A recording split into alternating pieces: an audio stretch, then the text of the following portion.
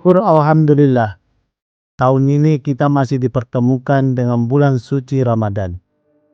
Ramadan bukan sekedar menahan lapar dan dahaga, tetapi waktu untuk memperbaiki kualitas diri, baik ibadah maupun menata akhlak. Jadikan Ramadan ini sebagai titik balik untuk menjadi pribadi yang jujur dalam perbuatan, sabar dalam ujian, dan disiplin dalam ketaatan. Dewan Komisaris, Direksi dan seluruh karyawan PT Semen Tonasa mengucapkan Selamat menunaikan ibadah puasa.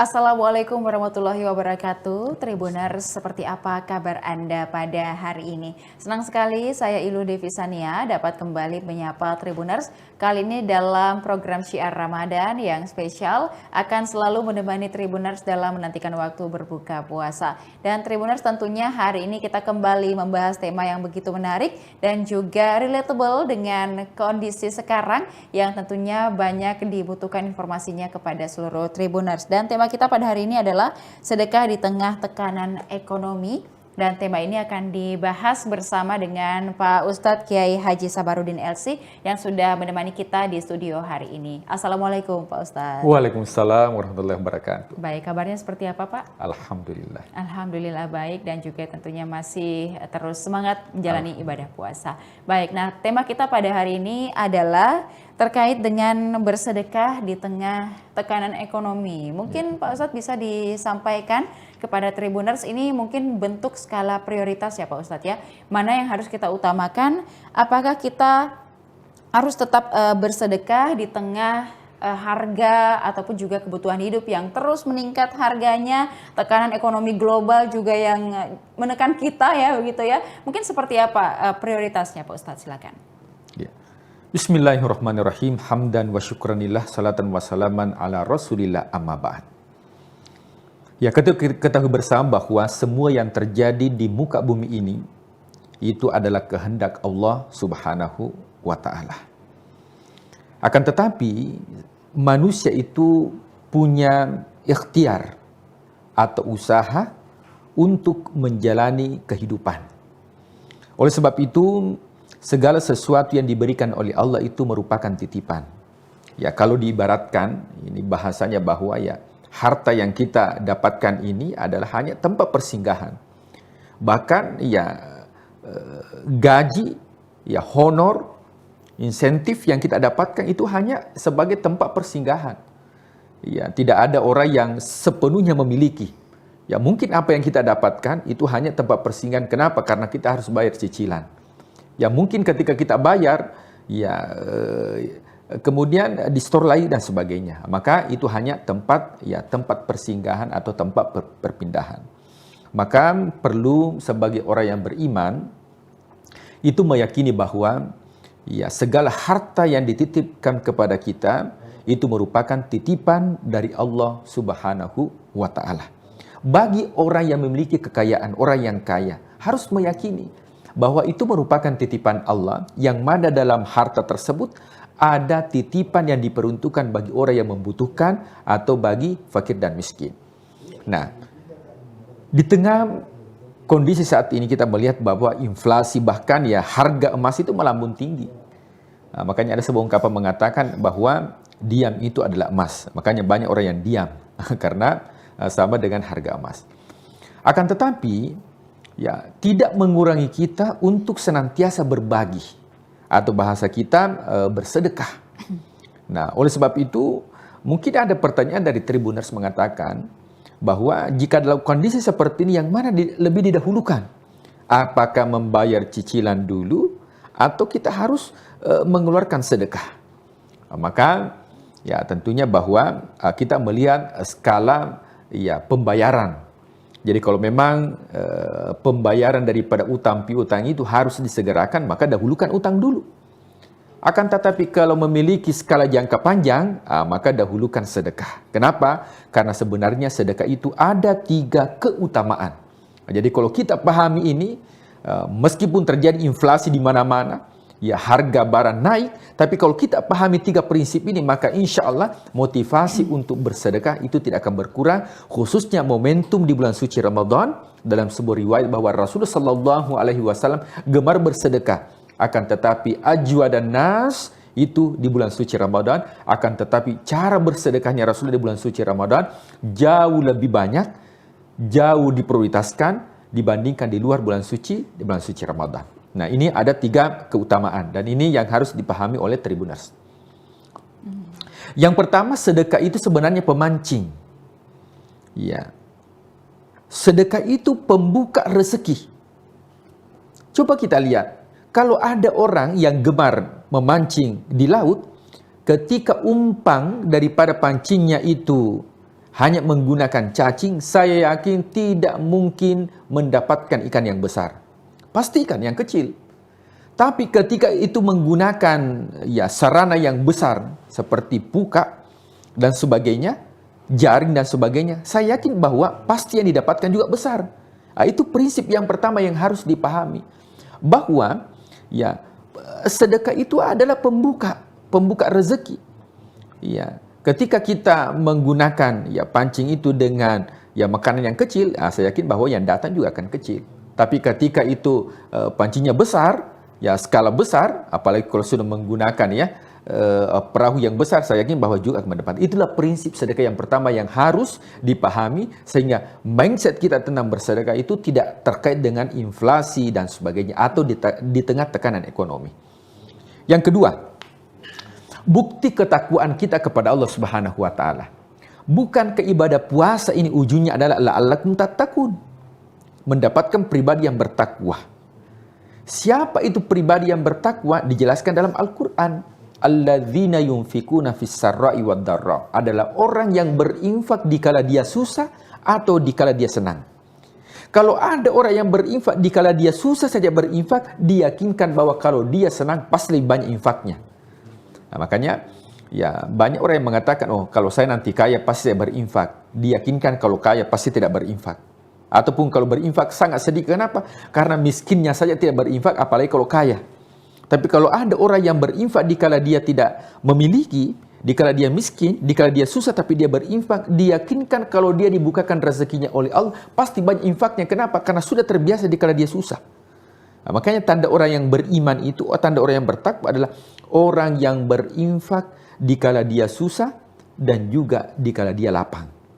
Nah, kemudian yang ketiga adalah sedekah itu adalah tolak bala. Kita sekarang ini zaman yang serba tidak ada kejelasan. Inflasi, harga barang naik, maka dengan memancing, dengan mengeluarkan sedekah, maka insya Allah bisa terhindar dari bala. Bala itu bencana. Nah, akan tetapi tentunya Islam itu memanusiakan manusia. Jikapun kita tidak memiliki apa-apa, apakah kita masih bisa untuk berbuat atau masih bisa untuk bersedekah? Maka Islam memberikan solusi.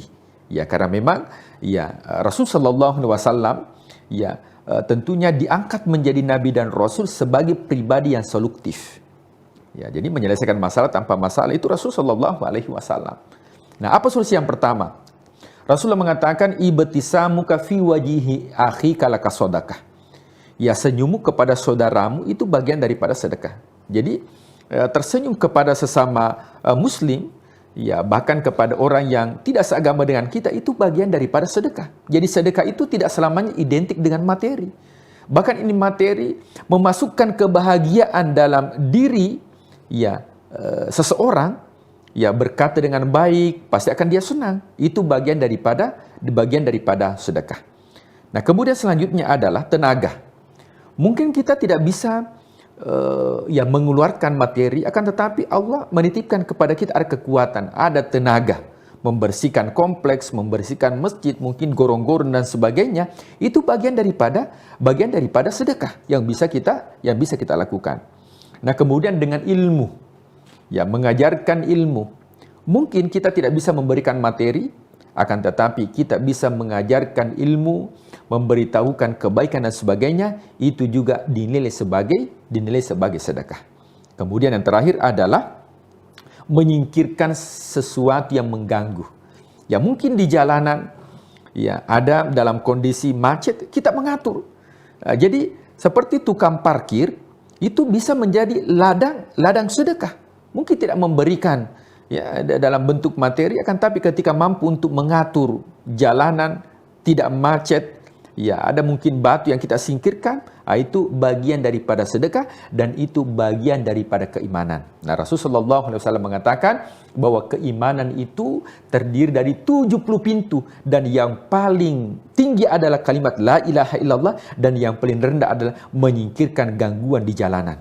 Nah, maka tentunya, ya, banyak hal yang bisa kita lakukan, bahwa sedekah itu bukan hanya identik dengan materi, akan tetapi juga immateri. Seperti kekuatan tutur kata yang baik memasukkan kebahagiaan dalam diri seorang, bertutur kata yang baik, kemudian membantu sesama, menyingkirkan hal-hal yang bisa mengganggu di jalanan, itu bagian daripada sedekah. Kemudian yang terakhir, kira-kira bagaimana tipsnya? Ya, supaya kita betul-betul bisa bersedekah. Yang pertama adalah kita skala yang paling terkecil. Jadi kalau kita bersedekah itu memang, ya, tidak dituntut nanti banyak uang baru bersedekah. Bahkan ketika ada orang yang bersedekah, andai kata misalnya penghasilannya 100.000 per bulan. Kalau dia bersedekah 10.000, berarti sudah mengeluarkan hartanya 10%. Berarti kalau 10% sama dengan orang yang memiliki uang 100 juta, harus dia keluarkan 1 juta baru sebanding dengan orang yang mengeluarkan 10.000 yang memiliki penghasilan hanya 100.000 per bulan. Kemudian yang kedua adalah memprioritaskan nafkah wajib. Jadi nafkah yang dikeluarkan ini, ya, itu juga bagian daripada sedekah. Jadi bagi pasangan suami istri, ketika mengeluarkan nafkah kepada pasangan, kepada istri, nafkah wajib itu bagian daripada sedekah. Kemudian yang terakhir adalah istiqomah, yang meskipun sedikit tapi rutin kita lakukan, maka insya Allah itu juga menjadi sedekah yang terbaik. Oleh sebab itu, kita maksimalkan bulan suci Ramadan, ya, di tengah hempitan ekonomi, ya, jangan sampai melunturkan kita atau hati kita untuk senantiasa berbagi. Bahkan Rasulullah SAW mengatakan, kalau ada yang memberikan takjil, buka puasa, meskipun sebiji kurma. Ya, tentunya tidak ada di zaman sekarang ini yang hanya memberikan sebiji kurma. Pasti dalam porsi yang banyak. Jadi hanya sebiji kurma saja kita keluarkan, itu sudah dianggap bahwa sedekah terbaik dan mendapatkan pahala yang cukup besar di sisi Allah Subhanahu wa taala. Wallahu a'lam bishawab. Ya, baik. Jadi kalau kita ingin bersedekah di kondisi sulit ini, sedekah itu tidak dipaksakan harus berapa jumlahnya. Betul. Ya Pak Ustadz ya, tapi menyesuaikan dengan kondisi kita. Kalaupun kita mungkin punya tadi sebiji kurma, itu sudah bisa dianggap sedekah. Dan kalau kita, yang penting adalah niatnya, ketulusan hatinya dalam memberi. Jangan mau karena dibilang Pak Ustadz ya, mau betul. Dibilang pamer, mau dibilang artinya punya banyak uang, kita memaksakan diri kita untuk bersedekah hanya supaya dipandang orang ini orang kaya gitu Pak Ustadz ya. Itulah yang menyusahkan diri kita sendiri dan artinya juga tidak ada manfaatnya bagi kita. Dan semoga kali ini dalam segmen ini bisa menjadi pencerahan bagi kita semua dan tentunya bisa menjalankan ibadah dengan lebih baik lagi. Dan kalau teman-teman mau bersedekah, mungkin boleh diperhatikan skala prioritasnya dan juga seperti apa kebutuhan yang kita semua butuhkan. Semoga ini bisa menjadi win-win solution begitu ya. Kita bisa memenuhi kebutuhan kita dan sembari kita juga bisa tetap melaksanakan sedekah di bulan suci Ramadan. Terima kasih Pak Ustadz sudah memberikan kita banyak sekali inspirasi pada hari ini, dan juga tentunya terima kasih kepada seluruh Tribuners yang sudah menyaksikan program kita pada hari ini. Jangan lupa juga saksikan beragam program lainnya hanya di kanal YouTube dan Facebook Tribun Timur, Mata Lokal Menjangkau Indonesia. Saya Ilu Devisania, pamit undur diri. Terima kasih. Wassalamualaikum warahmatullahi wabarakatuh. Waalaikumsalam warahmatullahi wabarakatuh.